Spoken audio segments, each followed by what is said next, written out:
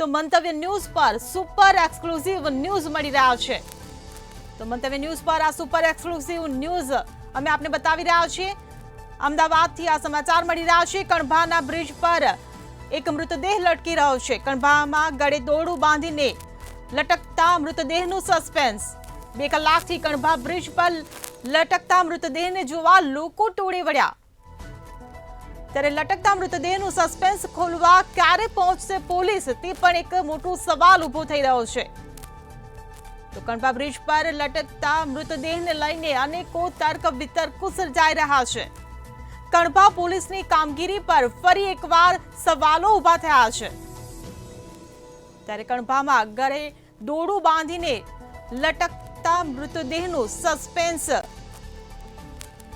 મંતવ્ય ન્યૂઝ પર આ સુપર એક્સક્લુઝિવ ન્યૂઝ અમે આપને બતાવી રહ્યા છીએ।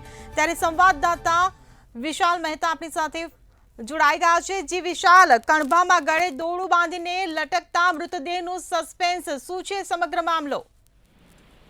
જે રીતે પોલીસ છે તે હંમેશા સતર્ક હોવાની વાત કરતી હોય છે, હાઈટેક થયાની વાત કરતી હોય છે, પરંતુ આ હાઈટેકની વાતો માત્ર ખાલી શબ્દોમાં જ હોય તેવું લાગી રહ્યું છે। કારણ કે કણભામાં જે રીતે એક પછી એક વારંવાર જે વિવાદો ઉભા થઈ રહ્યા છે તેમાં આ વખતે સ્પષ્ટપણે દેખાઈ રહ્યું છે કે ફરી એકવાર કણભા પોલીસ છે તે વિવાદનું ઘર બની છે। કારણ કે 2 કલાકથી કણભા બ્રિજ પર એક યુવક એટલે પુરુષની લાશ લટકી રહી છે અને પોલીસ ત્યાં નામ માત્ર જોવા પણ નથી ગઈ। 2 કલાક થઈ ગયા છે, લોકો ટોળે વળ્યા છે, આસપાસના લોકો લાશને લઈને અનેક તર્ક વિતર્કો ચર્ચા કરી રહ્યા છે। પણ સૌથી મોટી વાત એ છે કે આખરે પોલીસ છે તો છે ક્યાં?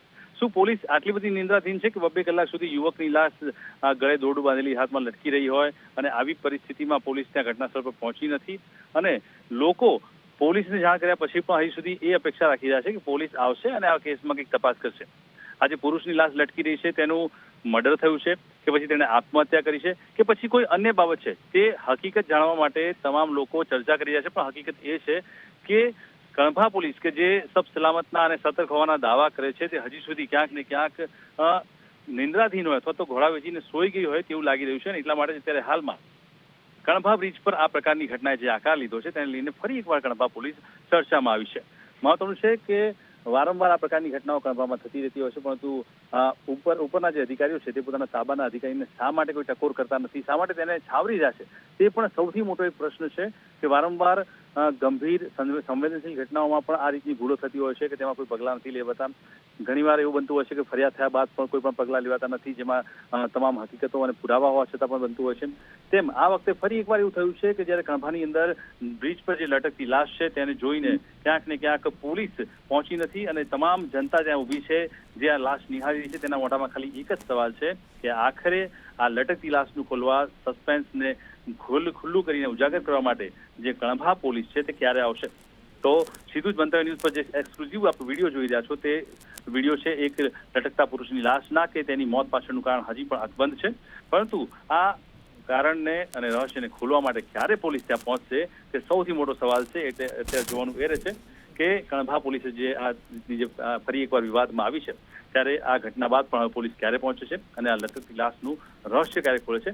પણ લટકતી લાશની સાથે સાથે સવાલ એ પણ થાય છે કે આખરે આ નિંદ્રાધીન પોલીસને જગાડવા માટે કોઈ ઉચ્ચ અધિકારી તેમને ઢમઢોળશે કે નહીં, કે પછી તેમને જગાડશે કે નહીં, કે પછી આ જ રીતે આ સિલસિલો ચાલ્યા કરશે અને નિંદ્રાધીન કણભા પોલીસ છે તે પોતાની મસ્તીમાં મસ્ત રહેશે? તે સૌથી મોટો સવાલ છે। જી વિશાલ, અમે પીઆઈ નો સતત સંપર્ક કરી રહ્યા છીએ, પરંતુ પીઆઈ છે જે ફોન ઉઠાવી નથી રહ્યા, ત્યારે પીઆઈ ક્યાં વ્યસ્ત છે?